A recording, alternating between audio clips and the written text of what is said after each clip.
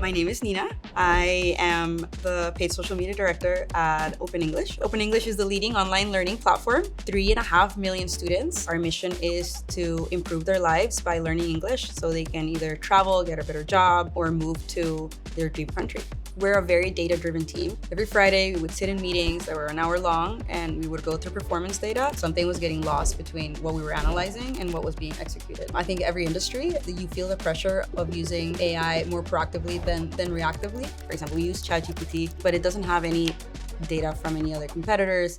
It's not trained to be specifically for ad analysis. The beauty of Runneth is it's specifically trained on your ads. So I think that's what separates it from like Claude or ChatGPT. And it's trained in a way where it knows personas, audience, pain points, versus you having to guide every single prompt. Having an AI tool that works as the company brain keeps us all aligned. It means that your ad copy, your subject lines, your landing pages, your heroes, it's all informed by the same performance insights. Using Runneth in Slack allows us to deliver the insights to the entire marketing team. And it solved the gap because we were able to create this pipeline. The pipeline, what it does, it takes signals from the ads that we ran, and then it sends signals of what's working and what's not. It tells us like a one-liner, two-liner recommendation of what it would do. We vote on it.